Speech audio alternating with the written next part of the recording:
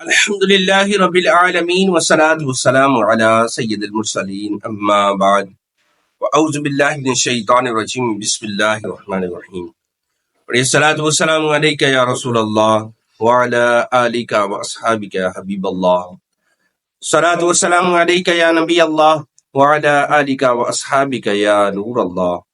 فرمان آخری نبی صلی اللہ علیہ وآلہ وسلم ہے کہ جس نے مجھ پر ایک بار درود پڑھا اللہ تبارک و تعالیٰ اس پر 10 رحمت نازل فرماتا ہے، اس کے 10 گناہوں کو معاف فرما دیتا ہے اور اس کے 10 درجات کو بلندی عطا فرماتا ہے۔ سبحان اللہ۔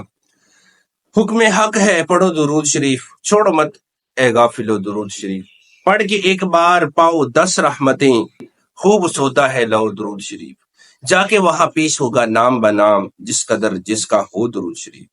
اللہ پاک ہم سب کو کثرت سے درود و سلام پڑھنے کی توفیق عطا فرمائے۔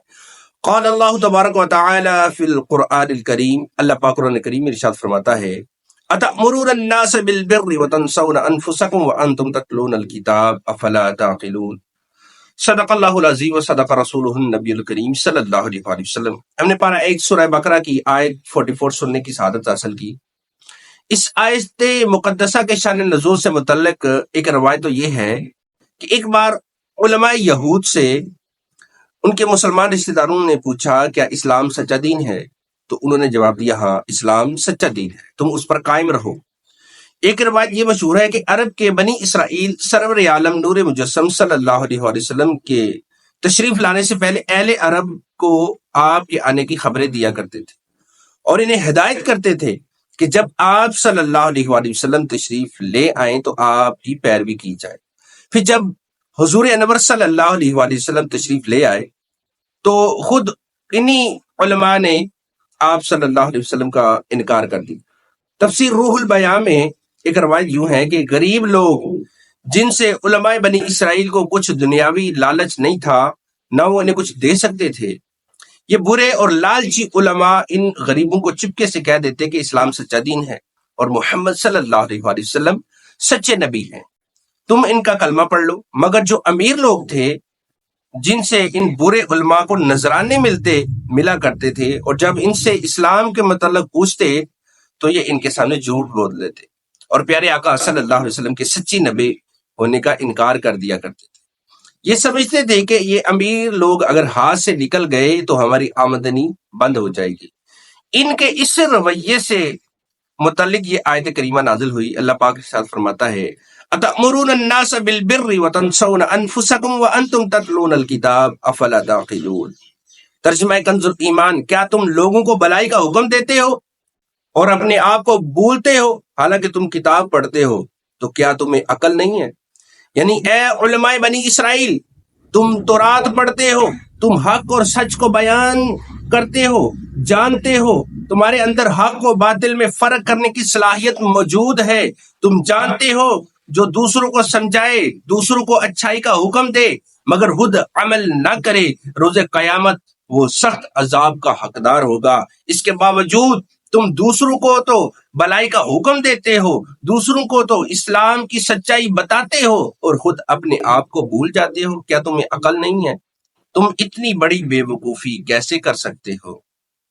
پیارے اسلام بھائی، اس آیت کریمہ سے یہ سبق ملا کہ قول اور فعل کا تضاد، یعنی کہنا کچھ اور کرنا کچھ اور دوسروں کو تو سمجھانا مگر خود عمل نہ کرنا، یہ بہت بڑی بے وقوفی ہے۔ عقل مند کو چاہیے کہ اللہ پاک نے جو حق اس پر واضح فرمایا سب سے پہلے اس پر خود عمل کرے اور ساتھ ساتھ دوسروں کو بھی اس کی ترغیب دلائے۔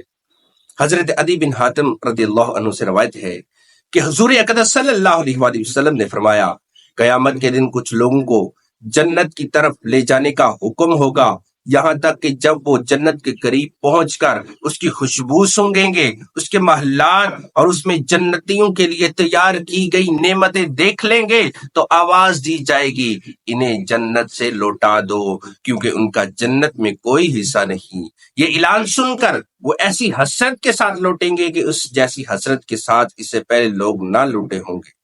پھر وہ عرض کریں گے یا رب، اگر تو اپنا ثواب اور اپنے اولیاء کے لیے تیار کردہ نعمتیں دکھانے سے پہلے ہی ہمیں جہنم میں داخل کر دیتا تو یہ ہم پر زیادہ آسان تھا۔ تو اللہ پاک ارشاد فرمائے گا میں نے ارادتاً تمہارے ساتھ ایسا کیا ہے، اور اس کی وجہ یہ ہے کہ جب تم تنہائی میں ہوتے تو بڑے بڑے گناہ کر کے میرے ساتھ اعلان جنگ کرتے، اور جب لوگوں سے ملتے تو عاجزی انکساری کے ساتھ ملتے تھے۔ تم لوگوں کو اپنی وہ حالت دکھاتے جو تمہارے دلوں میں میرے لیے نہیں ہوتی تھی۔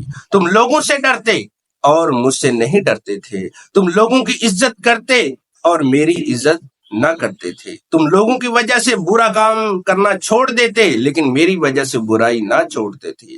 آج میں تمہیں اپنے ثواب سے محروم کرنے کے ساتھ ساتھ اپنے عذاب کا مزہ چکھاؤں گا۔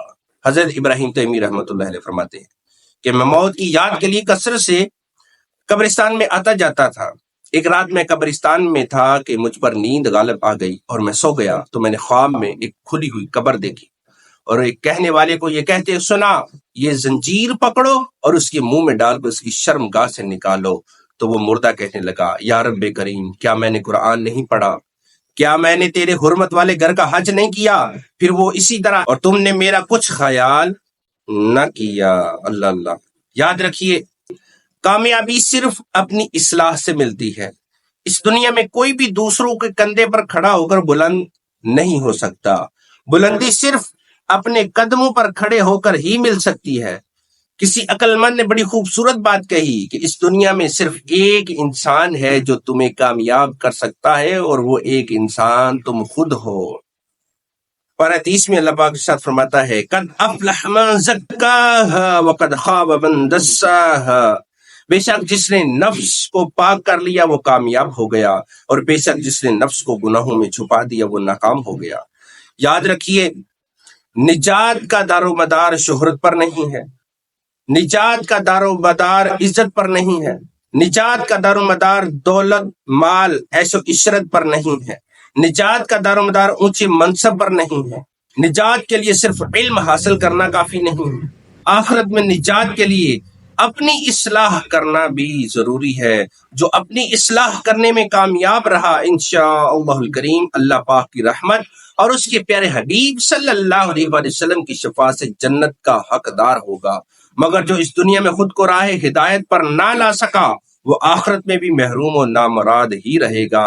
اللہ پاک قرآن پاک میں ارشاد فرماتا ہے، وَمَنْ كَانَ فِي هَٰذِهِ أَعْمَىٰ فَهُوَ فِي الْآخِرَةِ أَعْمَىٰ، اور جو اس زندگی میں اندھا ہوگا وہ آخرت میں بھی اندھا ہوگا۔ یعنی اس آیت میں فرمایا گیا، اس کا مطلب یہ ہے کہ یعنی دنیا میں جس کا دل اندھا رہا، ہدایت قبول نہ کی، اور آخرت میں نجات اور جنت کی راہ دیکھنے سے اندھا ہوگا۔ غور فرمائیں کہ اللہ پاک نے ہمیں نماز پڑھنے کا حکم دیا۔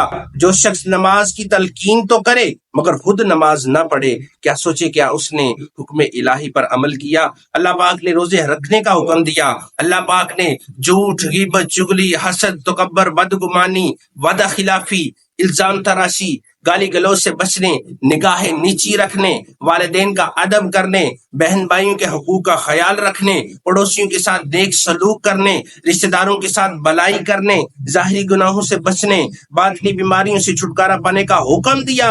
اگر کوئی ان سب کاموں کی دوسروں کو تو تلقین تو کرتا ہے مگر خود اس پر عمل نہ کرے تو کیا اس نے اللہ پاک کے احکام پر عمل کیا؟ قَلَّا لَمَّا يَقْضِ مَا أَمَرَهُ، یقیناً اس نے اب تک پورا نہ کیا جو اللہ نے اسے حکم دیا تھا۔